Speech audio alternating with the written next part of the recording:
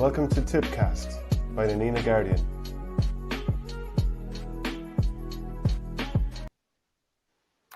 Welcome along to another edition of Tippcast here on the Nenagh Guardian Twitter and Facebook page. I'm joined by Shane Stapleton, Tip under-21 hurling selector, and Conor O'Brien, former Tipperary under-21 and senior hurler and from Aero Gannacarty. Gents, welcome to the show. Hi, Shane. Thank you. Good to have you along. Just before we start, I suppose primarily we'll be focusing on the county finals this weekend. It's county final weekend in hurling in Tipperary. So we'll be looking at the Danbury and Seamus O Riain and intermediate finals primarily. So get your comments in through the course of the hour. And our man behind the scenes, Shane Stapleton, the regular presenter of the show, he's under the weather at the moment. So he's doing a watching brief from behind the scenes, but he will post up the comments and we'll go through them through the course of the hour. So just before we start, I suppose on behalf of myself and the Tippcast, the Nenagh Guardian, I suppose hurling followers everywhere, we want to send our sympathies to the family of Harry Byrne in Kilkenny and St. Kieran's College. Just a tragedy. A young lad went to school and an innocuous thing, and look, he never came home from school, and it's a tragedy for everyone involved, his family, teachers, friends, everyone in St. Kieran's College. So we pass on our sympathies to them, and hopefully if they're watching on a bit of maybe Tipperary hurling on TG Car on Sunday, it might give them some element of relief or something, even for a couple of moments, as I'm sure it'll be a very, very difficult time for a long time to come. So look, we'll take straight into previewing the county senior hurling final on Sunday at 3:15. Thurles Arsefields against Loughmore Castellini. And Conor, I'll start with you. I suppose Loughmore, they wear the same colours as Mayo, and Mayo are seen as the nearly men in inter-county football. I think Loughmore will probably have a lot of the neutral support this weekend, just because of the fact that they lost 2 finals last year. They're back again in 2 finals. It's a tough ask. Like, Thurles won't stand on sentiment. They want to win their 37th county title at the weekend. So look, I think it's set up to be a fascinating encounter. Yeah, absolutely. And look at as you mentioned there, Loughmore, I suppose they're probably nearly everyone's second favourite team. There maybe a couple of clubs around them, maybe they're in the mid, but a phenomenal club, and as I say, not just great respect for them, not just in the county, but I think throughout the country. And people know the story, the way they promote the hurling and the football, and they go for both of them the same. And a phenomenal achievement again. And just even talking around home here and just the local talk that they'll be hoping that they'd win one of them anyway. And look, at they're well capable of winning the 2 of them. So the huge game the weekend against their near neighbour Sarsfields, who I think have probably been the team of the championship, but Loughmore, they've been here, they've won their few county titles as well, so they know what it's all about. So as you say, a fascinating game ahead, and it'll be very interesting to see what happens. Shane, I suppose, is this, in some ways you probably think the last team that wanted to play Sarsfields, so Sarsfields' record against them is so good, and Sarsfields are very strong in the stadium. But I suppose if there's one day to lower their colours and I suppose take that county title, it would be this Sunday. Yeah, and maybe and it's probably surprising that Thurles Arsefields are so strong, and especially in the stadium. They're massive, they're unbelievable hurlers in the space, and there to just take advantage of it. It may be strange to read that the Thurles' record is so good against Loughmore, because that old kind of urban versus rural kind of thing. and even Conor was saying off air here, just like they'll play it any way you want. You know what I mean? If you want to hurl Loughmore, they'll hurl. If you want to, let's say, go in and fight with them, they'll do that all day too, and they'll go into the trenches and invariably will win a lot of them. I think there could be one major ambush in Loughmore, and it would be a massive upset, in a lot of the mid Tipperary and around Thurles. But if anyone can do it, Loughmore can do it. I think Thurles probably have. I thought, and even on a couple of tipcasts, Shane, you were kind of saying that, maybe Thurles haven't been tested and whatever, but they any test they've got, they've come through it in flying battle or flying colours. So it'll be an interesting one, and I'm looking forward to seeing how Loughmore go about the matchups. I think Loughmore's matchups are going to be maybe a bit more interesting than how Thurles see the Loughmore strengths, but it'll just watch the space. Yeah, Conor, you saw Sarsfield's up close and personal in the group stage. I would have thought against Killidangan, I think there was a noticeable shift, I thought, in the way they were hurling this year. They're playing a lot more direct. Maybe the team that won the 4 in a row, they were very, very good on the ball. They were constantly on the move. You didn't know where lads were gone from 1 second to the next. Whereas against Killidangan, I don't know if the same as against yourselves, it was nearly route 1 into Paddy Creedon and Dennis Maher. Yeah, absolutely. It was a huge shift from what you'd be used to with the Sarsfields. And I suppose if you go in, just even going back to that game, I suppose we had played Sars, I'd say maybe twice in the last 4 years in Dundrum, and we played very well against them twice. We better managed to beat them once, but there was a noticeable shift in even the way they approached the game and the way they played it. Like, it's very much into the twin towers inside Paddy Creedon and Dennis Maher, and they try and make hay off that breaks. And they've 4 other forwards that are kind of buzzing around them, and their work rate is savage. You know what I mean? They're hunting turnovers. They're and they're getting an awful lot of scores off them turnovers. It's all route 1. Paddy Creedon has added a massive dimension to him inside, because I suppose the Sarsfields, of them teams that won the 4 in a row, you probably had maybe one big forward being probably either Dennis Maher, Billy McCarthy, but I suppose he's had his injuries the last few years, so they haven't had the impact of Billy. I know he came on the last day, but they have 2 big forwards now, and in fairness to Paddy Creedon, when he gets the ball, he only knows one way, and that's going for goal. And that has really, really added something to him. And even go through their team, while it's there's a lot of lads that have been there a while. There's an awful lot of new lads as well, and lads who've been playing probably on their Seamus O Riain team. And I suppose Mark Dowling has come in as manager, and it's looked like he's kind of said to him, "Look, lads, I haven't been here the last few years. There's how many hurlers in Thurles? You'll all get your opportunity, and if you're good enough to take it, then go and take it." And that's the way it seems like it's been, and it's made them savage hungry. I think they all know the story, and their work rate has been through the roof now, in fairness. Yeah, I would have seen a good few of the Riain Cup matches last year, and I would have said maybe there was some maybe guys in their senior team maybe for a few years that were sort of being kept on maybe on what they had done before, maybe rather than what they were doing now. And like, some of those guys that were senior B were ready to step up. And like, in fairness to Mark Dowling, and I'm sure Brendan Carroll had a big say in it too, like Shane, they had to freshen it up, because look, Thurles hadn't done well for a couple of years, and look, they still probably have the deepest panel depth in the county between 4 adult teams. Oh yeah, definitely, and I think they probably just concentrated maybe on their spine. They've gone back to just a settled spine. Do you know what I mean? Over the last few years with Thurles and Tip, maybe where does Paddy play? Where does he play 7? Does he play 6? Do you know what I mean? Like, Ronan was up in the forwards there for a while, and trying crisis management, and I think they've really settled on Paddy at 3, Ronan at 6, and then even when you've Ronan and Paddy there, you still need 2 dominant wing backs, and they have that in Jack Darby and Corbett. You know what I mean? They're playing well. They're having a really good year. Mickey Cahill going out midfield was maybe kind of a few people looked at that saying, did he really need to go? A good cornerback, but I just think that that's just what they're looking for out there now. They're looking for just pure raw work rate around the middle for a while. Aid McCormack, the Stakelums, and like everyone kind of commented on Kildangan and let's say like putting down loads of long ball on top of Rowan and Paddy.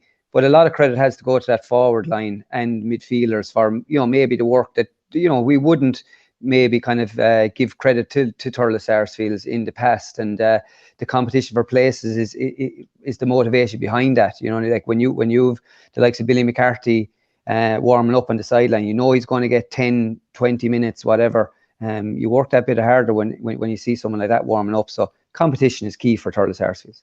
Yeah, and I suppose maybe breaking down the game, my comment coming in, any news on Brian McGrath's injury? Like, Brian has a broken thumb in his right hand, which is his striking hand. So I suppose we maybe start with Brian.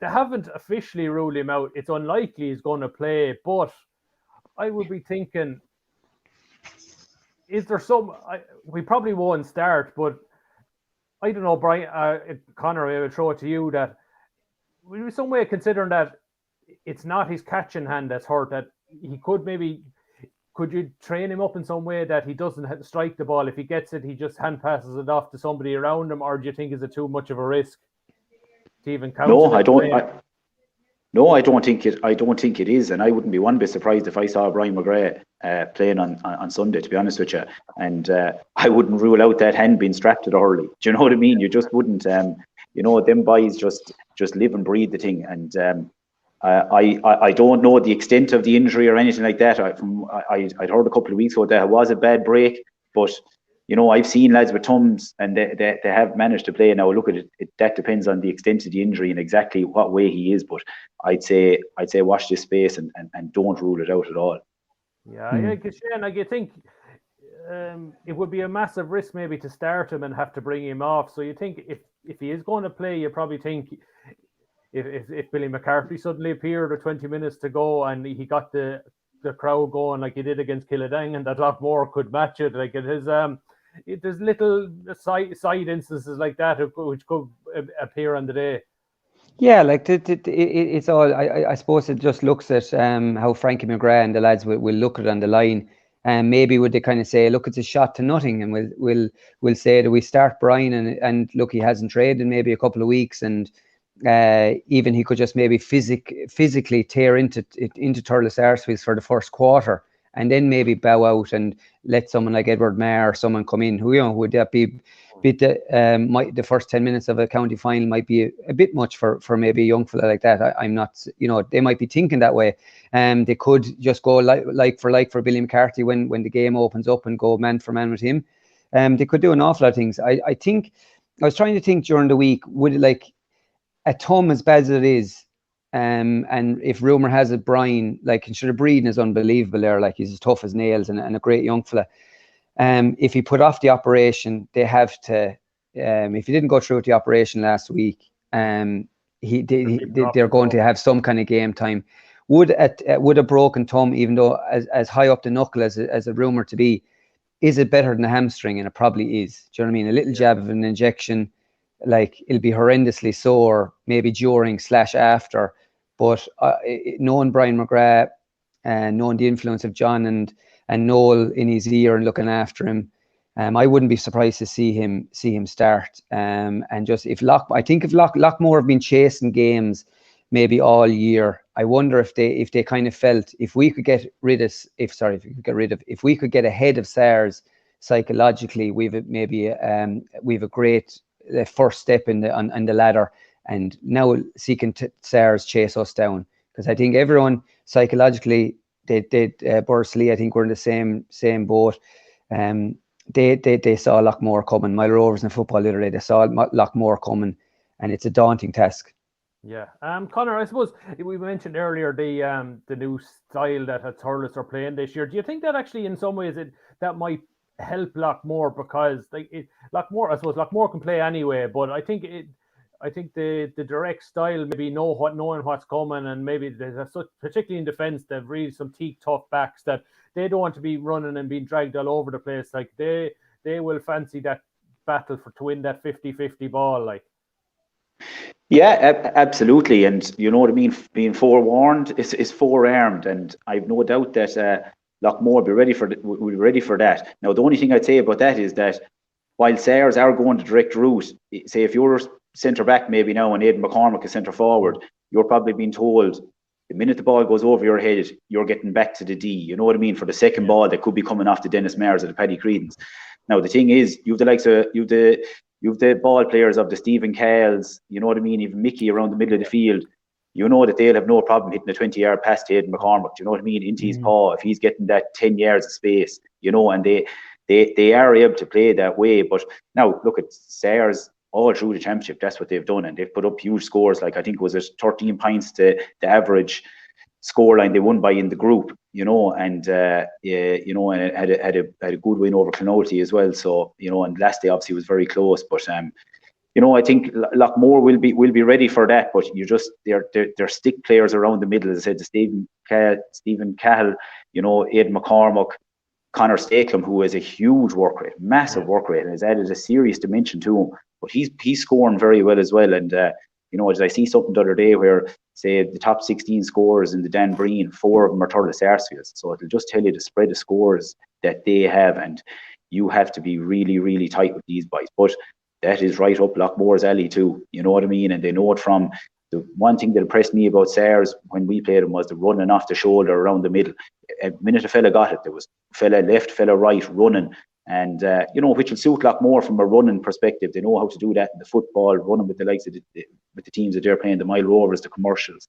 So I think that's what makes it so intriguing, really, Yeah, I suppose you look at in terms of a Loughmore offensive sense. Look, John McGrath is having an unreal season in hurling and football. He's back to his best. He's Noel McGrath's class. Evan Sweeney is always good for big scores in the county final. We saw Kieran McGrath coming off the bench and against Boris Lee and having an impact.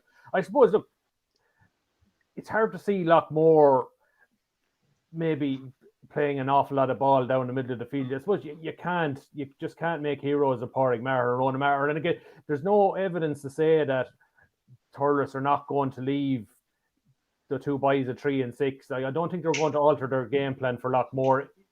Maybe at the start, I can't see that happening, because you're shuffling the deck for an opponent, which they haven't looked like they were doing so far this year, Shane. Yeah, no, exactly, and I think one person you left out there, Jim, was even Lee McGrath. He's been a massive addition to them. Just like Conor even said, when you're playing commercials and Mile Rovers in football, and let's say and it's such a hard physical game. I wonder even would they run maybe more ball than they might. Would they go with John, Noel, and let's say Liam in the half forward line? Imagine if John now and Noel went on the two wings, maybe Liam at centre forward, and then Ronan can't drop off Liam or something like that. They might against Boris Lee after the first quarter, but they weren't winning the direct stuff, and you can see that they started carrying more after maybe the first water break, and they slowly grew into it. Yeah, and I think against Boris Lee, it was kind of a bit dead, wasn't it? It's like whatever shape they kind of tried at the start didn't really work, and I kind of remember commenting going maybe in the second half or maybe even the last quarter, I think that Noel go in full and Brendan followed him in, and they kind of got a small bit of dominance around, and Boris Lee were going nice sharp puckouts to Kelly in little pockets of one. Then when Loughmore started coming, they started bombing everything down onto the newsstand side and couldn't win a break, whatever.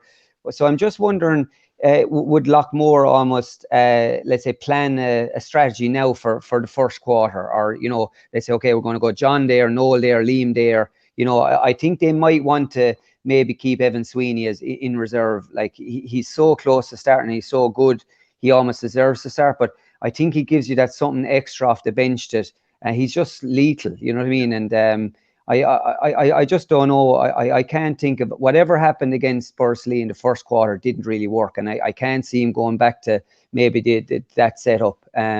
So it would just be interesting to see, would they run more ball against Thurles Sarsfield than they have all year, because the way they play it, they're able to do it. Yeah, you think that would probably negate Ronan and Pádraig in particular. You would, yeah. They're just not going to. They'd be shooting themselves in the foot if they're just going to launch long ball down the middle. And you can see why they started Liam Tracy at full forward in the semi-final, because he's been so effective against Kilruane the previous day. But you probably think that maybe Tracy's going to come out at least at the half forward line in the early going in this on Sunday. Yeah, absolutely. And look, it's no offence to the other 4 Sarsfields backs, but I suppose if you're the team playing Thurles Sarsfields, you're going to attack the flanks, given the 2 boys that you have 3 and 6. You know what I mean? So, could you see a tactic like that where, even John and Noel are the 2 wings, you know what I mean? Or even throw John in corner and try and pull Paddy away from that square, you know what I mean? And get ball into him that way, and it's... but it's gas. I was just thinking there just beforehand that I'm just so looking forward to Sunday from just on a side thing, that I suppose you have 2 sets of brothers on both sides. I suppose Noel and John and Ronan and Paddy, who could be in direct competition with each other Sunday at some stage, not for all of it, but talk about, I suppose, probably they're probably going to be regarded as the best probably maybe we've had in the county, never mind the 2 clubs that are there, you know what I mean? And I suppose they're just unbelievable individual players, and I suppose maybe that's the difference between why Loughmore and Sayers are in the two finals, that you have these unbelievable individual talents on both teams, and to see them going against each other, because the two boys are going to be in the forwards, Noel and John, Paddy and Ronan are going to be in the backs, and it's just a clash of titans, like, and that's just a sideshow in relation to the whole thing. So, but you know, they're going to Loughmore are going to have to do something like that to throw something different at them, and you know, look at you. We've seen Noel go to centre forward in big games before for Tip, be it the 2010 All-Ireland semi-final against Waterford, where the brick was centre back and he picked 5 points from play, and he's done that before, you know. And could you see him going in there on Ronan and Loughmore trying to run it and get it into that zone to Noel, because we know he can score from them 80 yards, you know what I mean, and put John into the corner maybe and take him away from the Paddies of this world, you know. Mm-hmm. And even, do you remember you said there, even Conor, about attacking the flanks and getting down the corners?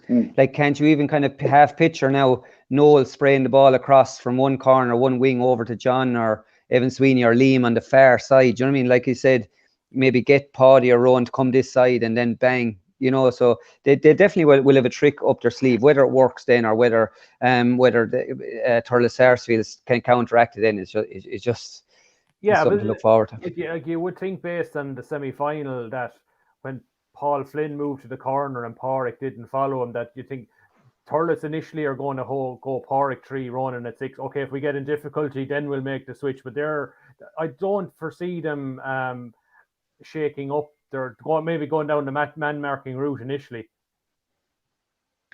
No, I couldn't. Yeah, Conor, sorry. Yeah, no, sorry. No, I couldn't see it happening. Paddy's going to be 3, Ronan's going to be 6, and I think they'll go with the formation that they've had all the way through. You know, in terms of the other 4 boys. But look, you just don't know what happens in the middle of a game, and it can take on a life of its own there, you know. And like, I wouldn't be surprised to see John corner and maybe picking up one of the boys and trying to, you know, John is a long ball option as well. But obviously, if Paddy's at 3, you know, that maybe takes that out of it a small bit. But, you know, and trying to maybe isolate him with one of the boys cornerback, you know, Paul Maher or Seamus O Riain maybe, you know, who are 2 fine hurlers in their own right as well. But you know, Loughmore going to have to throw something like that as well. And you know, the one thing about Loughmore, look, they got 4 goals in the quarter final. Now they might have only got 1 the last day, but you seen last year's county final. These boys can get goals, and you know, John in around that square is just lethal.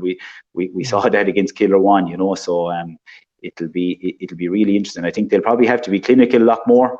You know what I mean? And if Loughmore in this game with 10 minutes to go, you just know them, like, you know what I mean. They'll dog.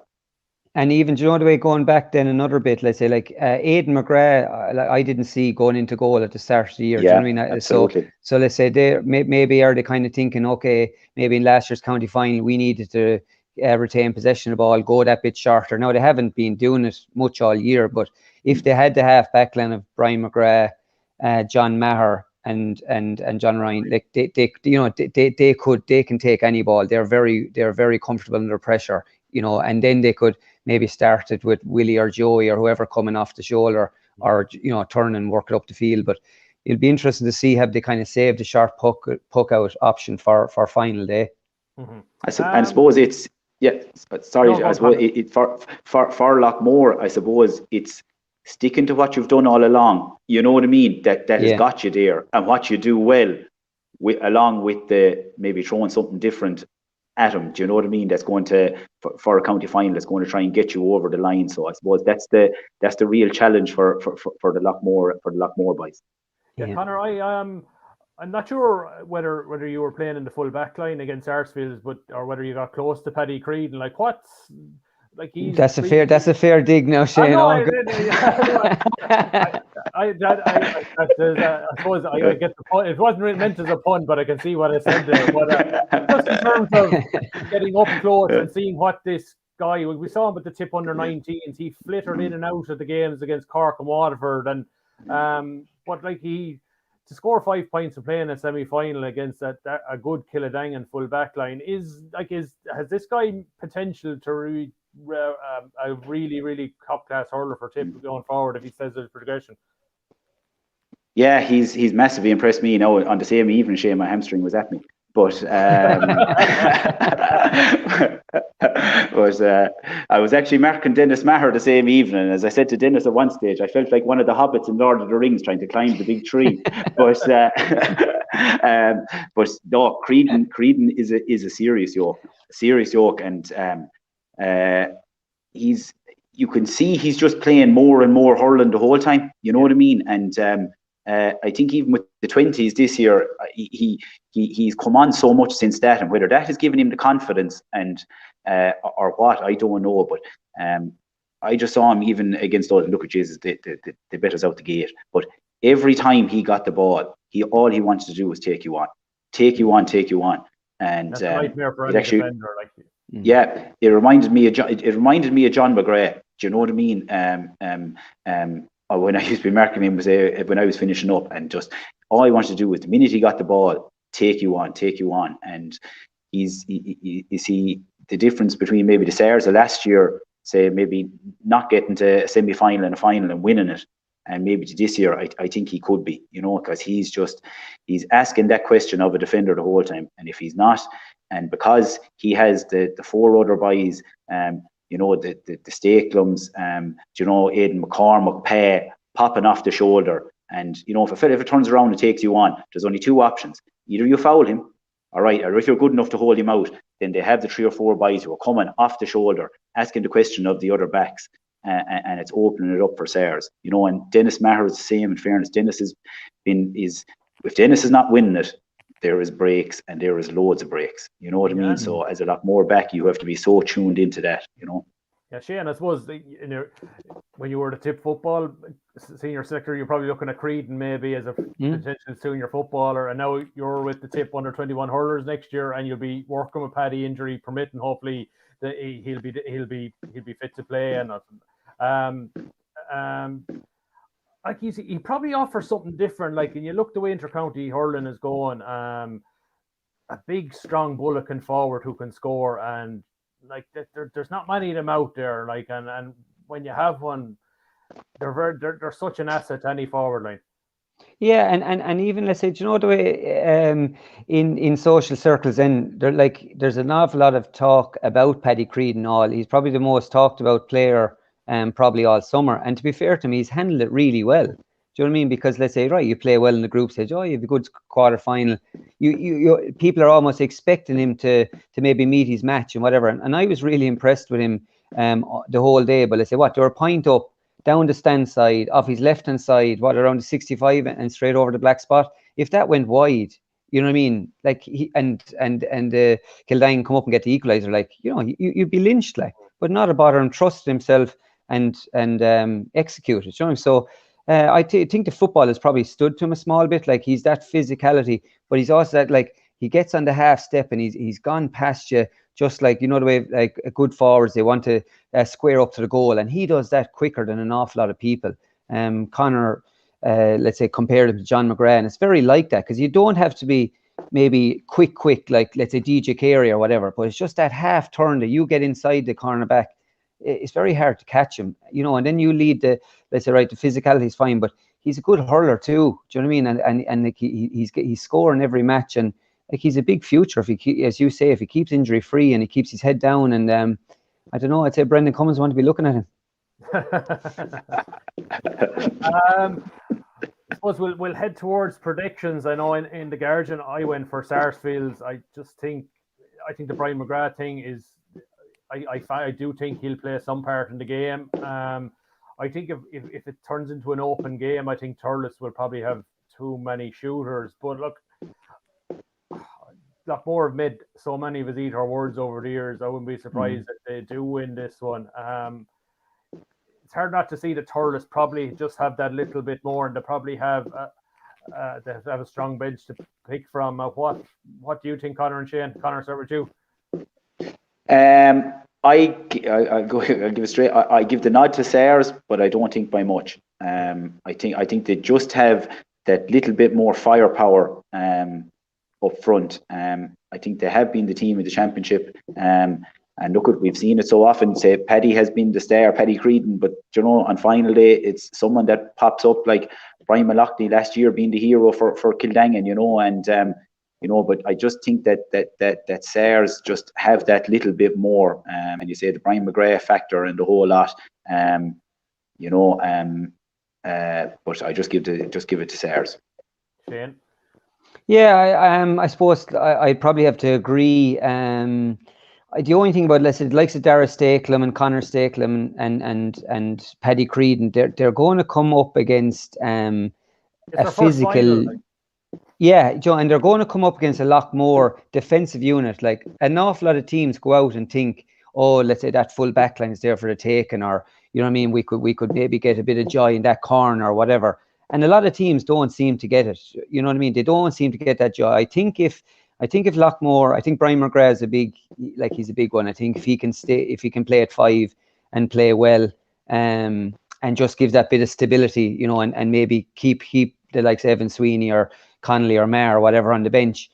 I think that could be. I think if Loughmore could lead, I think they'll hang on to a lead. I think it's going to be very hard for Loughmore to chase down Sayers, because if they're under pump, they could eat you. But no, do you want Loughmore by a point? Yeah, I look at promises to be. Hopefully, if we get as good a final last year, we'll be treated. Yeah. And I know they played in the mid-final in August, and Thurles won by 9. But I think both teams are further down the road. I think that game is not going to count for much, because it looks like the weather is good this weekend. So even though the pitch might be a little slower, but we know the sod and Thurles will lead itself to quality hurling. So may the best team win. Sarsfields against Loughmore. We'll look to the O'Riain final, 1:00 on Sunday, Killinall against Tipperary. I think this has the makings of another cracking game. Look, they're probably the two teams that maybe at the start of the year you would have picked. Okay, they're up to the forefront, and like Killinall, when you look down to their team, you think that they probably should be in the Dan Breen Cup itself, but they probably haven't put together enough consistency maybe over the last few years. And then you look at Tipperary, their scoring rate is incredible. Like it's Cormac McGrath has done a fantastic job up there, and I suppose they have no more than Paddy Creedon, Connor. They have Sean Ryan, probably is the new name on the block, is the new face that people are thinking he's going to go in with Tipperary, just because. Look, you don't score the amount from play he's done in the O'Riain Cup and not be a good forward. You can say he's playing against tier 2 defences, but I've seen him in action. I think a lot of tier 1 defenders would struggle with this lad. Oh yeah, absolutely. And I don't think there's that gap anyway between the O'Riain and Dan Breen, to be honest with you. Do you know what I mean? There is a top maybe 5 or 6 teams, but after that, you know what I mean? Say from Dan Breen down into the Seamus O Riain, there's all quality teams and quality defenders, So yeah, he's playing serious hurling. He's scoring ratio from play just speaks for itself. 5 or 6 points from play a game he's scoring, and not even frees, they're all from play. Yeah, and even in the semi-final, he just couldn't be handled. You know what I mean? He was absolutely on fire. And Adrian Ryan in beside him is adding a serious dimension to Tipperary, because I suppose traditionally they'd have Ado out around the middle. You know what I mean? Doing a bit of the donkey work. Well, now they have a chance to put him in side beside Sean, and yeah, absolutely. He has to be in the bracket of one of the lads that's going to be going in, into Colin Bonner's new setup, and a good look have to be taken at him. That serious scoring, he seems to be, his confidence is flying, and as you said already, Tipperary scoring is off the charts. You know what I mean? But I think Tipperary over the last 8-9 years, the one thing you couldn't say is they have so many hurlers. Do you know what I mean? They have real class hurlers from I'm not sure is Brian Stapleton going to be back now the weekend, but Christy Coughlin to get the semi-final and to get through it without after I think the appendix maybe had been taken out or whatever. So that's a massive plus for Tipperary. From Gerard Ryan to Adrian Ryan to Dana Murray. Do you know what I mean? They have so many hurlers. And great stickmen, you know what I mean? And I think they've finally, whatever work they've done, Cormac has got together, and he's getting the very best out of them, you know what I mean? But they're coming up against a team that are very similar from Killinall, who have an awful lot of hurlers and probably haven't got as much out of it as what they should have, as you rightly said, Shane. So it's an intriguing final. It's going to be a serious match, as you say. Yeah, Shane, I guess you look through both teams and you probably think there's so many guys that have worn the Tip jersey at various grades. You think they probably have underachieved over the last 5, 6, 7 years. Like one of them is going to one of them is going to get the silverware and get to the promised land on Sunday. Like, you go up through all the O'Dwyers and the Owen Shaws and the Feehans and the Dials on the Killinall side, and then, as Conor said, Edana Murray's, Adrian Ryan, Garrod Ryan, Sean Ryan, Tom Stapleton, Christy Coughlin, Liam McCutcheon. I think this match could be as good as the senior final. Yeah, and it's been coming all year, to be fair. Even like you're talking about Shawnee Ryan since the first day, to be fair to you, know what I mean? I haven't seen Templederry in the flesh this year. But as you said, if you follow any kind of tip minor under 20 team, and there invariably is there's a Templederry player on the panel or whatever, you know, and we haven't even spoken much about Éanna Murray yet, do you know what I mean? Killinall, then there is just that caveat the whole time, is just that maybe a bit of inconsistency. They could beat anyone, and then they could maybe have a night like they had against Loughmore. Now I know there was like, you know, it was a preliminary quarter final, and realistically were they going to win a Danbury and all that? That game. You know, but it would be maybe a trade we've seen in hurling and football over the years, that just if they're not quite at it, they can tend to struggle. I think. They're a nightmare of an opposition to maybe plan for as well, because they could just do anything. Like, you know, even talking about Bubbles, like Bubbles could beat you on his own. Do you know what I mean? Or then you could have a lot of plans then to double up on him, and then someone else can come to the fore. Like, but I think you're right. I think this could be maybe tactics might go out the window a small bit, and this, like last year's final, just could take out a life of its own, and could be the talk of the weekend. Just don't remind me of last year's final. Sorry. We know where we are this weekend, but we might mention that later on. Coming back, like you mentioned, Christy Coughlin, Conor, looks like he's going to be fit to play, and I think that battle with John O'Dwyer is going to be massive. Like, Bubbles really hit form in the semi-final against St. Mary's, and that was probably Killinall's best performance of the championship so far, maybe outside of the South final.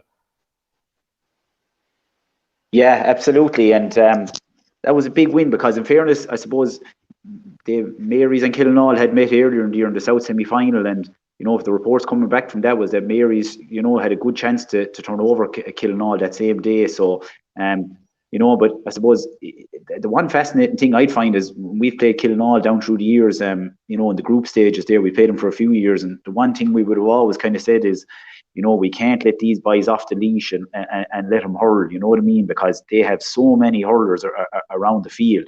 And, you know, Templederry are very similar, like as I said already about the stickmen. So, you know, this could be a really, really open, high-scoring game of hurling, as Shane has alluded to already. So, you know, but like, look at Bubbles is a match winner, you know what I mean? And if Bubbles hits the groove on Sunday, you know what I mean, Christy is going to have a massive job with him, you know, or if that's who they designate to take him on. But like, it's massive for Christy in terms of, you know, we're talking about Brian McGrath. Is he going to play the Danbury final? But, you know, Christy haven't had the game under his belt against Cashel, you know, when he picked up Ger Brown for a nice bit of that game when he went into the full forward line and done well, even though, look, at the game was probably over at that stage. But you know, that's a huge battle. But like, look at Christy has been an unbelievable stalwart for Templederry. Now, I hate saying that, because I say, what's Christy, probably 32, 33, but he's been serious for them for the last 10 to 15 years, and has been the man who's picked up all the main forwards down through the years for Templederry. So that's going to be a serious battle. And, you know, I say Christy always performs for Templederry, so it's an interesting one. But, you know, you've Tom Stapleton in full back as well. Bubbles could end up in there, and what way is that going to work out, you know, as well? So it'll be interesting. Yeah, Paul Tierney is a comment. Killinall Templederry looks a proper game. Who marks Sean Ryan will be interesting. I'm thinking tip under 21 player Killian O'Dwyer. Yeah, that could be. Like, we saw Killian when he was the tip under 21s in 2018. He's a very, very tigerish cornerback, Shane. Yeah, and they have a few of them. Let's say, defensively they're a strong unit, you know, with Jimmy Feehan and Paddy Codd, and even down to bench Owen O'Connell. You know, like they have a lot of people that can mark. I think, I don't think it's kind of Shawnee Ryan is going to be a one-man job. I'll be honest. I think they're going to have a plan for him. I don't think there'll be any space in front of him. You know what I mean? I don't see any half back line going out the field. If they don't double up on him, I definitely think they'll have a plan. And let's say, like, I think Ramey is coaching Killinall, so let's say, like, they're going well, but I think they will get a bit of confidence from beating St. Mary's, and I think St. Mary's were probably the perfect opposition for them, a local derby. You know what I mean? A lot of talk around it. There was kind of a real shift in power down south, and you know, hopefully, let's say Killinall, the real Killinall now will turn up in the final, because a final like this, it deserves a joy. It's a great competition. I was going to say the Seamus O Riain or whatever we're going to call it next year, but it's a great competition. It deserves a great final. Yeah, I think we're going to get it. Like, I suppose I would have seen a fair bit of both teams this year. I just think Templederry's scoring rate is incredible. Like, and I think if they do that again, I'm not sure, Conor, whether Killinall have enough scoring to match them. Like, because if you shut down Sean Ryan, Gerard Ryan and Aina Murray and Adrian Ryan can beat you, or if you keep two of them quiet, two of them could beat you. Like, I just wonder, have they too many scoring weapons for maybe Killinall to try and negate? Yeah, and that's it. And I suppose that's the question for Killinall, and that's the one that they're going to have to answer. And you know, it's a gas one really, because you'd be saying, you know what I mean, if you were Killinall and you see the scoring rate of Templederry, you'd be saying, right lads, we're going to bring this into a dogfight now, and let's see, can we keep this low scoring, and we'll try and pick it off. But I don't think Killinall are that kind of team. I think Killinall want to hurl as well, but their scoring average isn't anywhere near where Templederry's has been in the last few games.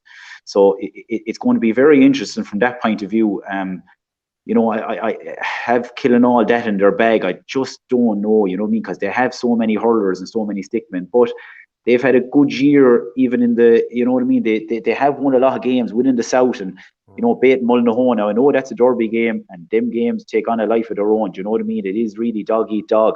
But like we saw what the year that Mullinahone had, you know what I mean? They were, you know, within a whisker of Bate and Borrisley in a county quarter final afterwards. So you know, the Killinall are in a good place as well, and they're a kind of team, if their gander is up and they're hurling well, they can be very, very hard to stop.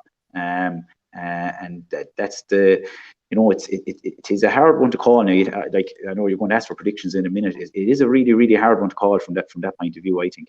Yeah, like, I think both teams, I suppose we mentioned inconsistency, both teams are capable of throwing in a bad performance when you least expect it.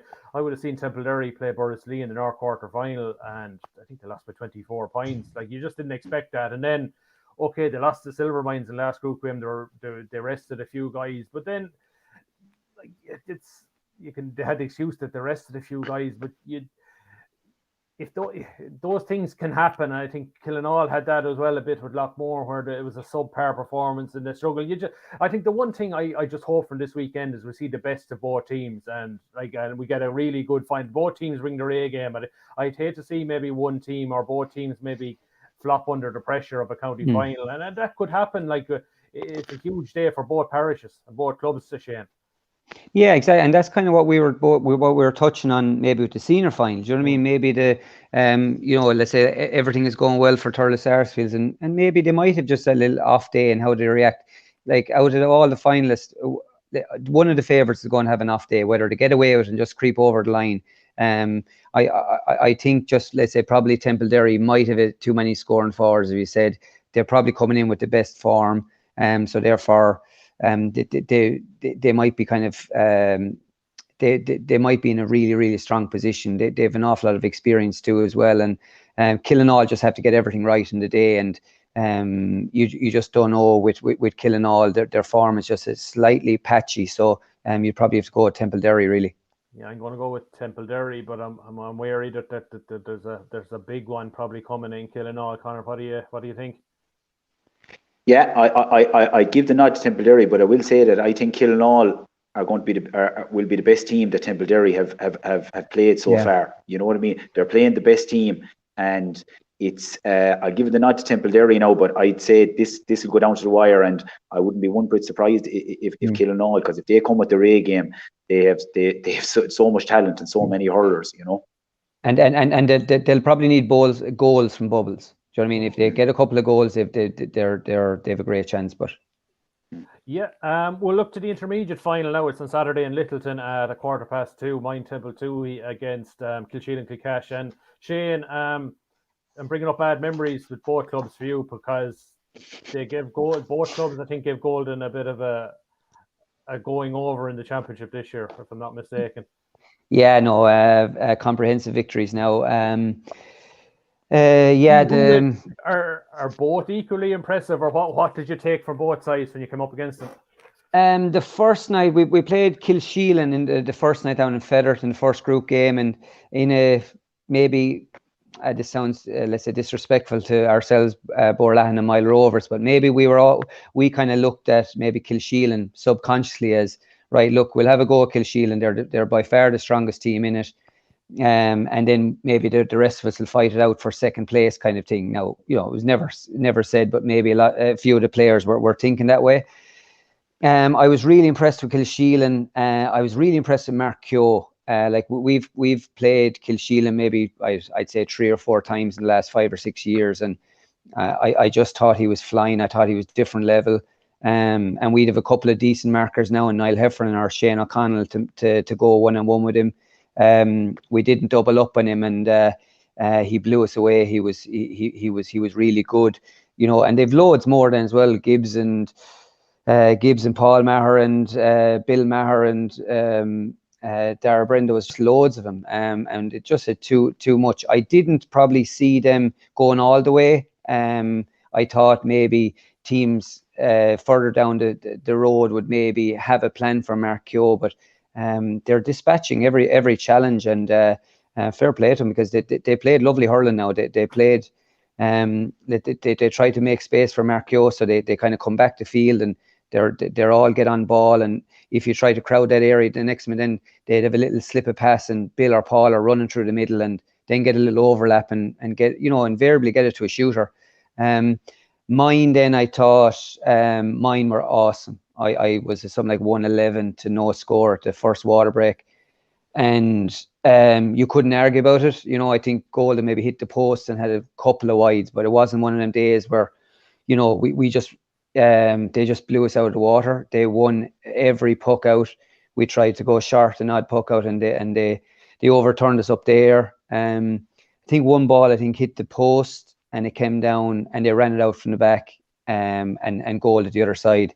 I spoke to Liam England and Enda Everard and the lads afterwards, and I just thought they were awesome. They were like a senior team playing an intermediate. That was the best compliment I could give to the lads. So again, like with the risk of repeating myself, it's going to be some final. The two teams are senior B, just playing intermediate. I was really impressed with both of them. Yeah, and I suppose you look at mine, and you mentioned Liam England, and I see how Brian Carroll brought in there too. They look the way that they've sort of, maybe apart from Drum and Inch in the group stage, and I suppose that technically is a local derby, so like that was always going to be tight. That they look like a team on a mission this year, Conor, because look, they probably felt they left themselves down in the county final last year when they were favourites against Gorknahu, and they were deservedly beaten on the day. They just didn't perform anywhere near their best, and they were deservedly beaten in that final last year. Yeah, absolutely. Look, we played Mayan and Kilshean in the group in the football actually this year, and look, it's the same management teams involved with the two of them, and I think Mayan are where they expected to be. You know what I mean? I think they expected to be back in a county final, and that's where they've wanted to be. And I think the intriguing thing about this is that puts a bit of pressure on mine. You know what I mean? And the other side of it is Kilshean are probably there. Maybe, I'm not sure whether they expected to be there or not, but I know that I spoke to Bill Maher after that game, and they were really, really happy with Declan Ryan from Kilnall training them. And, you could see that the whole camp was really, really united. They were well organised a whole lot. And even that day now, they were playing hurling the following week. So they rested a few lads in the football against us. So it just kind of tells you where their psyche and what their thinking was. But like they have, you look at, there's not many intermediate teams that have what I would call probably 3 county seniors in terms of, say, Mark Keogh and the 2 Mahers, you know what I mean? And they have a few fine hurlers outside of them as well. And it's gas. It reminds me of, I remember back years ago, 2006, we won a county intermediate. We probably didn't expect to be there. We were we were going up against Mike Harkey, who probably should have won the previous 2 finals and didn't. And we managed to win that day. You know what I mean? You're kind of coming with a bounce. There's no real pressure.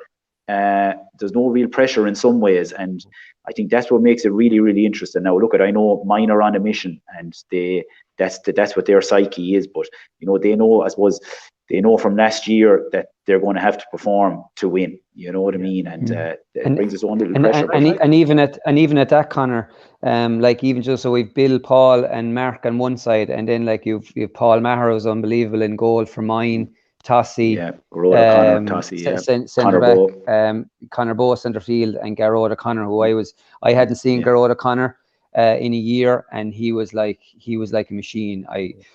I think Shane was you or Shane Stapleton said in the Tippcast after that he was I think he'd been on the fringe of the Tip kind of training panel, and he looked like it.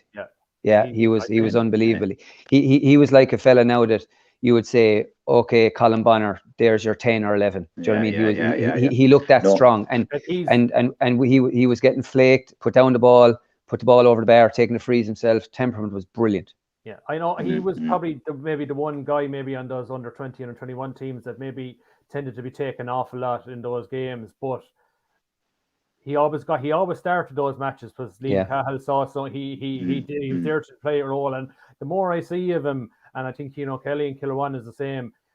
I don't want to put pressure on them to say they're going to be, or they have the potential to be our Garrod Hegarty if they're big and they're strong and they're rangy and they can take a score and they can take punishment. And O'Connor is one that excites me. And I think how Kilsheelan deal with him would be interesting, because I would have been a big fan of Moneygall going into that semi-final, and particularly Joe Fogarty was scoring for fun, and Kilsheelan shut him down, and they won the game comfortably. I think Kilsheelan will probably identify O'Connor and probably Bowe. If we can keep one, if two of them quiet, we'll go a long way towards winning the game, Conor. Yeah, absolutely. And sure, that'll have to be the game plan for Kilsheelan. They'll have to go after these boys, because if these boys get going at all, and in fairness to Bowe and O'Connor, they're, as you alluded to, they're huge men, absolutely massive. We played them in football. I couldn't get over the size of the two, you know what I mean? Because I hadn't seen them probably up close and personal. But they're two serious yokes, and when we played them in football, mine's conditioning was savage as well. Pony there has done serious work, and I think Brian Carroll is doing a bit of the hurling as well, as you said already, Shane. So it's I think, as I said, mine will be going after this. They're back where they expected to be. They got bit there 12 months ago in a game they expected to win. So Everton just has to go into this and get it right. But it's Kilsheelan are going to be a serious obstacle, serious obstacle, and it's really, really interesting. And you look at the likes of the three boys I mentioned already from Kilsheelan. They're young lads, they're ambitious. You know what I mean? They want Kilsheelan going up, Seamus O Riain. You know what I mean? That's what they want. And what would be traditionally seen as a football club, I think they want to put their stamp that we're a hurling force now in the south as well. Yeah, absolutely. I think it promises to be a cracker. I'm going to go with mine because, it's not a confident pick. I think they're two very evenly matched. I think, as you say, they're both dual clubs. They both probably can play the carry the ball style. They're able to work the ball up the field. I wouldn't be surprised if it goes to extra time. I think of the of the finals this weekend, I think this is the hardest one to call. Yeah, I think so, and it's all about. It's not even about the. I'd be a fair man now to try to guess the matchups and things that. I think Mark Keogh and Garrod O'Connor and these kind of lads are going to. They're going to get on so much ball. It's not even about the. It's not about the person they're marking. It's just about almost a scamper defense, or it's about just cover and tackle. They're two really fit teams. So if they can kind of deny space and get their distances right between defenders, like Bill and Paul Maher are unbelievable organisers at the back. Let's say, and if one of them is free, they invariably get him the ball, and he's not just a sweeper or a fella sitting. Then he's their out, he's their legs, he's their attacking. On the other side, I thought mine were really good. I thought, let's say Tossie was never known for maybe his blistering pace, but let's say at no stage was he ever, let's say with massive grass around him. There was always loads of legs. and he was so physical. Let's say no one wanted to go down his channel. So I think whoever gets their I won't say defensive systems, but just their they just need a bit of luck. Both teams need a bit of luck, because if Garrod O'Connor and Mark Keogh get through and create that overlap, it's either going to be a goal or they're going to create a goal chance. So the way mine played in the first half against Golden, and maybe the way they went in the semi-final, you'd have to give them the favourites tag, and they might get through. But if Mark Keogh is one of them days, it could be a different story. Yeah, promised to be a brilliant game. The other, this was the fourth final, Junior A, Saturday, Holy Cross Ballycahill against Kahina-Rinky and Golden at 12:30. I haven't seen either team play this year, but just going on recent years, like Holy Cross only lost the 2020 final 3 months ago at Tarravale. So look, fair dues to them for consistently come back again. And sure, Skaheen have been knocking on the door there for a while, beat probably a very good Galtee team in the semi-final. And look, you always like to see maybe a new club maybe coming up the grade, maybe in terms of, you'd love to see maybe Skaheen get up to intermediate. But look, if Holy Cross do get up and they had then a senior teams and an intermediate team, it just shows you that they're a club going in the right direction. So look, I don't know if either of you've seen both of them. So what do you think of this game? Just in terms, I think you'd nearly love Skaheen just to kind of get up. They've been knocking on the door for a long time, and it's great for clubs that have second teams going up the ranks. You know what I mean? But I think it's probably more important for hurling, for, let's say, the small clubs to come up the ranks, and especially the ones that are actually really trying to get up. You know what I mean? Like I saw Skaheen in the South Junior this year, and they've loads of hurlers like Seamus and John O'Callaghan and Dara Brennan. I was really impressed with Reno O'Callaghan. Connor Sweeney was playing as well. So since they've gone out of football, they're mad to win this. Holy Cross probably might be a bit better on paper, have a lot more experience, and it's a real benefit to them. Let's say the second teams, when you're training and you have a 15 on 15, you know what I mean? That's a massive bonus to the smaller clubs that, they might be lucky to have 18, 19, 22 a train, and it's a different kind of training atmosphere there. But Holy Cross on paper, but the heart you'd love Skaheen to maybe get over the line. Connor? Yeah, I saw a bit of Holy Cross actually. It was actually last year's county final against Arraville Rovers. I saw a bit of that game, and Arraville were the better team on the day, but I think the vibe I kind of got afterwards, the kind of Holy Cross were kind of disappointed the way they played, and that they didn't really perform to the levels that they were able to. And in fairness to Holy Cross, I know now they ended up in a relegation final this year in the Dan Breen, but the club in general is going really, really well in terms of, their under 17 team. Do you know what I mean? Just barely fell at the last hurdle to Thurles Oak. Their under 19 team won the B county final. They have some amount of hurlers over there, in fairness to them, so I think the club is in a good place over there, and the rest of the club, the underage structure, the whole lot is really, really good. So and then Skaheen-Rinky, in terms of beating Galtee Rovers in the semi-final, I know Galtee it went down from intermediate this year and come up and won the West Junior A, and they kind of went with a bit of a youth policy this year in terms of they brought in a lot of young lads, but still I think they had their eyes on winning this Junior A county, and Skaheen turned them over and comfortably. So look at it, as Shane says there, the fact that Skaheen's first team and the whole lot, you'd love to see him drive on and come up, and they've put in good effort into this hurling as well. Met Dara Lyons there earlier in the year, so they're going for this. So it'll be an interesting final as well, and I couldn't see a whole lot being in it. Absolutely. There is another hurling final on this weekend. not one beater club wanted to be in a relegation final in the Riain Cup, Burgess against my own Laura. I suppose the sports editor of the Nina Guardian, I have to stay neutral on this. I said may the best team win. I know off air I'd be hoping the boys at home in Laura will get the win. But again, just like these relegation finals are so unique. And I remember, Connor, in 2007, ye played Portrue in a relegation final out in the Rag the same day as the county senior hurling final. Yeah. And it was one of the best games of hurling I saw all year, because it was just the pure rawness of either club. I think Liam Sheedy might have been playing wing back for Port that day, and just the pure rawness of it, and the will just to stay up. And I just think it's more than hurling in these relegation matches. It really is who wants it more. Like it comes down really to the very bare character of players, these relegation finals.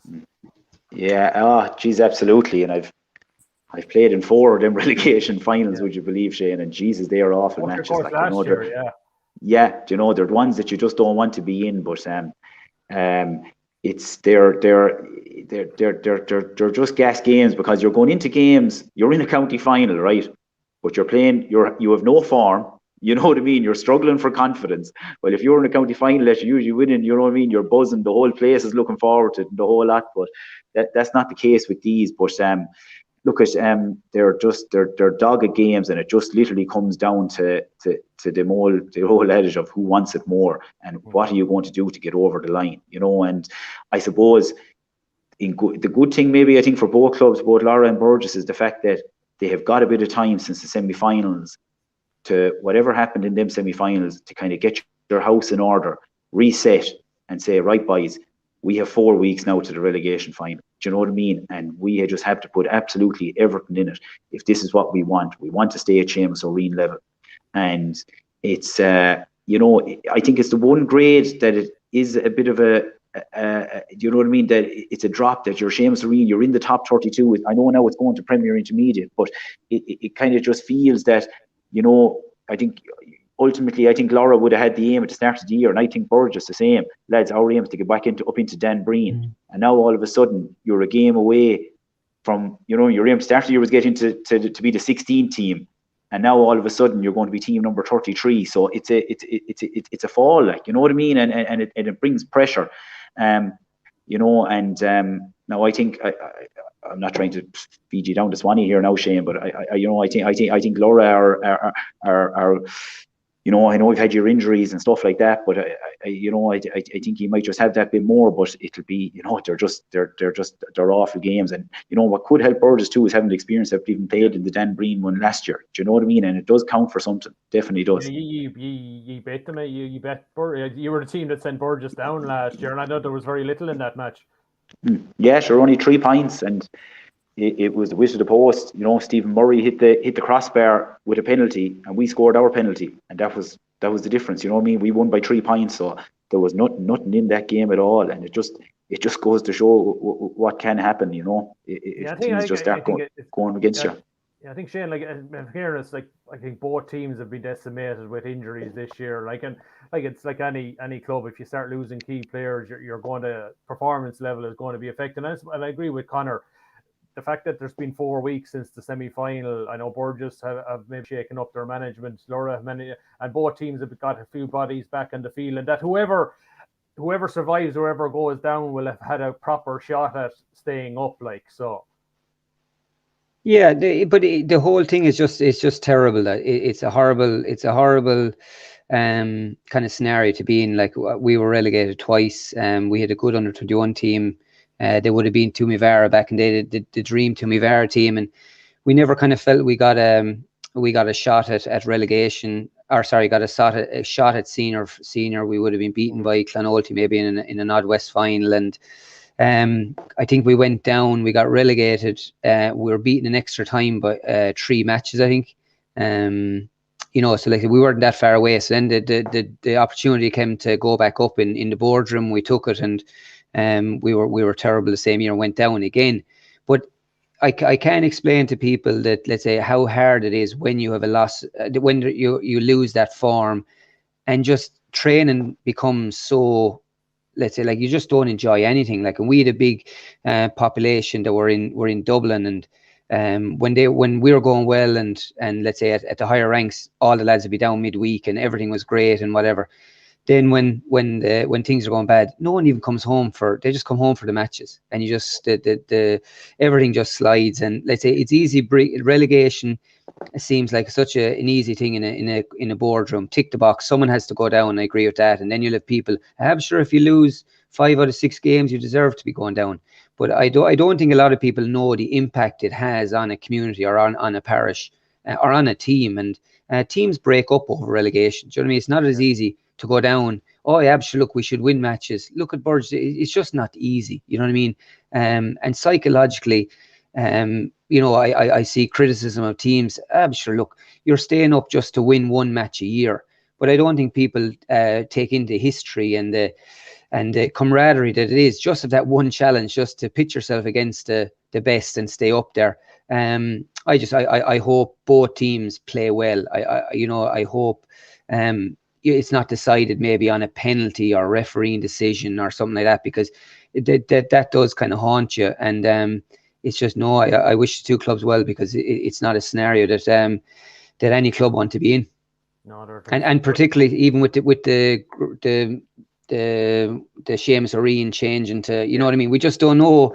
Like we could all be junior at the by the stroke of a pen as well some year, and that's even, I know that there's reasons for it, but that also brings other psychological challenges. Yeah, I suppose maybe just turning to last night, and I suppose some of the decisions that were made at the county board meeting. I suppose one was to rebrand the O Riain Cup as the Premier Intermediate. I suppose primarily because now that from next year the champions of the O Riain or the Premier Intermediate can represent Tipperary in the Munster Championship. Technically, it'll change from sending our 33rd team this year will be our 17 next year. So look, in some ways it gives us a better chance, but does it lessen the O Riain Cup, do you think, Shane, or how do you feel about it? Or you can only picture, like, if I was playing with Anna Carty or Laura or whatever, and I'm Dan Breen or I'm Seamus O Riain or whatever, is it a major motivational thing for me that, okay, if we win the county, we could win a Munster club or an All-Ireland club, intermediate or whatever. That probably to me wouldn't be a major motivation. That's me personally. I know it's going to help. Let's say like whoever comes out of it, they have a better chance. And like we've seen Cork and Kilkenny, and Galway or whatever, like they've steamrolled teams. A lot of teams are very happy with a county final. Do you know what I mean? And a lot of them would nearly prefer not to play in a Munster club. But I can see why it's brought in. But just I said it back when Croke Park kind of changed, this thing of 16 teams scene or whatever. I just would prefer if Tip County had more of a say over the running of our games. And if I think it's a democracy. Is it 54-51 or 44-41? It's really, really tight, like, and I think maybe votes have to be kind of transparent when it's that close, because you'd never know what kind of tricks are going on. And like, let's say someone like Golden deserve to have a say on the rebranding of on Seamus O Riain when they're not up there? There's a lot of conversations out there that I think it probably deserved a bit more discussion. Do you know what I mean? And that's no disrespect to any decision maker or whatever. I think maybe clubs just need to maybe have a bit of a talk and a bit of a plan B here for the future, because Croke Park want to change the whole game here, like. Yeah, and I suppose, like, Conor, I suppose we, from a playing point of view, the last 3 or 4 years, like the way the streamlined and the 316s and the top 3 hurling grades it's been a massive success. Like I think the last 2 years hurling championships have been the best in my 15 years reporting on club games in the county. Yeah, no, and I think on a whole it has definitely worked, and you can see it's. You know what I mean? You will hurl at your level. You know what I mean? And I know it's maybe a harsh thing to say, but like we were in a relegation semi-final this year, relegation final last year, and like the way I'd approach that is, well, if we're not good enough, we'll go down. Do you know what I mean? Like it's on the field to play, and if you're not good enough, you will go down. And you know what I mean? Like, it's, as I said, if that happens, the gates in the field aren't going to close. Like, you know what I mean? Like, you'll have to find a way to go again, and that's what it is. It's the evolution, and teams will come and teams will go. Now, I think it's not a bad thing. The Premier Intermediate thing, you know what I mean, that we'll be pushing it through. And I totally agree with Shane. Is that going to be motivation for any of the 16 teams in the start of your year? You know what? We could win a Munster here or on All-Ireland. Of course it's not. It'll be a bonus if you win your county. Do you know what I mean? That's the bonus, that you can go on and represent Tip. In terms of, and this is going back over something now, I suppose it's the divisional link, I suppose, and the fact that the Dan Breen teams are going to be the only teams in the division. Now, I know maybe it doesn't it doesn't affect maybe the north, the mid as much. But in terms of the west and the south, I suppose it has a massive impact on it. Saying in the west next year is only going to be ourselves and Clonolty. The south, depending on what Killinall happens, it'll either be one team or two teams. And it's, I suppose I've seen it when I was going up in Shane. When Shane was starting off there in the late 90s, you probably had maybe 8 or 9 teams. Just about maybe. I'll put it. I stuck up for you, and I stuck up for you. Mid to late 90s. But Jesus, like the West Championship was unreal. Do you know what I mean? And I know now we're going back over old ground here, but even I see it with the Junior B League this year, right? Just in the West, just for an example, Kappa White played their Rogue in the West final. I say there must have been 1,500 to 2,000 below it, and it was back to that old tribal thing, the neighbours playing each other, and you know what I mean. And we haven't had that. Just Shane, we used to play Golden Blow and Dundrum. There used to be huge crowds. Just we played together for a few years even. But you know what I mean. It was great. And you had them big games, and it's are we losing a small bit by that being gone as well? It's just something that I would say. You know what I mean. And even Conor, even from our West hat, and Shane, we're a long way away from you, and but even from a divisions point of view, let's say so we look back to the 90s, and all around here, so John Leamy was sub goalie, and Pat Fox and Nicky and all the Bonners and Pat Fitzell, and you know what I mean, Declan and Joe and Ramey, and there was oodles. That wasn't a coincidence. There was a lot of good work being done. Now what do we do? There's a lot of tip minors, tip 20s from the West Division, and they're not making that step up. So therefore, is it the club? You know what I mean? Do we need more of them playing Seamus O Riain / Dan Breen? And even if Colin Bonner is going through with I saw this kind of draft West team that are going forward for these kind of trials or whatever, that West group is going to be strong. Do you know what I mean? So there is 15, 20 hurlers in the West that can compete with anyone. Do you know what I mean? But it's just, what are we going to do to make so if we're making adjustments to championships, what are we going to do then to, let's say, to help the clubs as well? Do you know what I mean? There's an awful lot of combinations.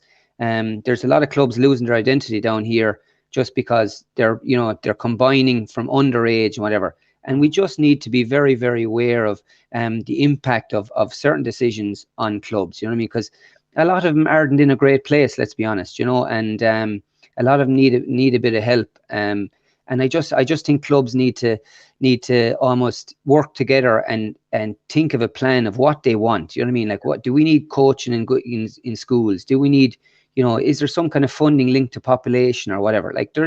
I just think we need kind of a root and branch investigation of some kind of things down here. And it's only when there's a decision made maybe about Orion or regrading, whatever, then people are up in arms. We probably need to get ahead of it and get a little plan, particularly I think for the rural clubs. Oh yeah, look, I know I would agree, because I would be worried maybe for the competitiveness at the top end of senior, just looking at what Thurles are doing and what is going to be feeding into Sarsfields, and I would have my concerns.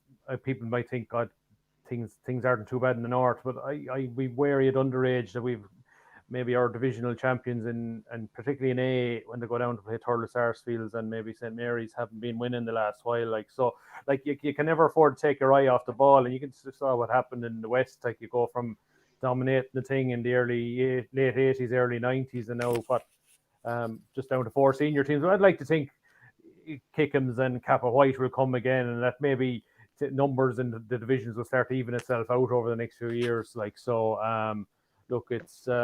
think it's a debate. It never goes away in Tip anyway, that's for sure. Yeah. So absolutely, Shay. And even on that, I think what has always captured the imagination of the public is that local rivalry. You know what I mean? So you have 16, right? Yeah. Okay. Say how many of them teams, just even look at the Dan Breen, how many of them have a realistic chance of winning the county title? Yeah. Do you know what I mean? Is there 5, 6, 7 maybe? Yeah. Do you know what I mean? Do you know what I mean? 6 or 7. Yeah. So the rest of the other teams, you're fighting to maybe get to a quarter final, say, which would be a successful year for you. Or if things go wrong, you avoid relegation. Yeah. You know what I mean? So is that capturing the imagination of the people within your parish? Do you know what I mean? That this is what we're fighting for. every year. And look, I'd include us in that as well. Like, you know what I mean? And that, like, is the prestige now of the division gone? Of course it was. It was always one cup that started the year. That's what you aimed for. Yeah. You know what I mean? And now the good teams now, and the Stars and the Loughmores and the Borrises of these worlds, it was the county title. But for 90% of us, that wasn't the, you know what I mean? That wasn't the aim. Like, so it's just something. Look at to done now, whatever. Look at the county championships have been an unbelievable success. They have been 100%. But I think there's another strand to it as well that we have to cater for as well. Yeah, absolutely. And even, do you know the way, like the 16 has been unbelievable. But you know, when you look at Cork now, it's a totally different county in terms of size.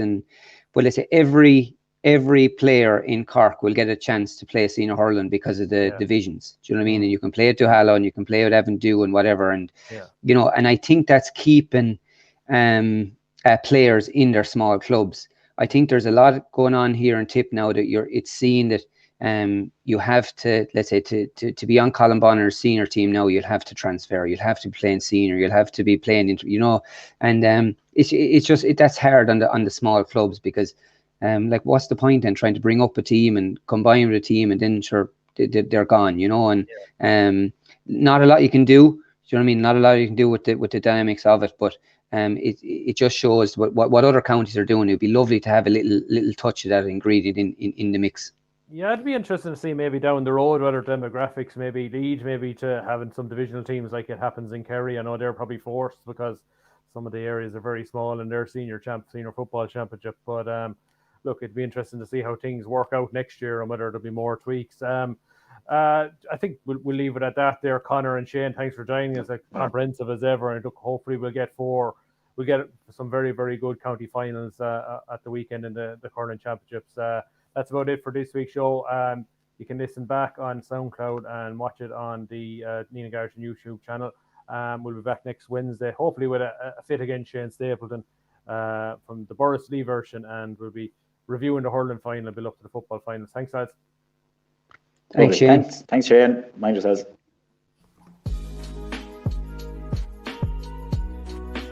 Welcome to Tippcast by the Nina Guardian.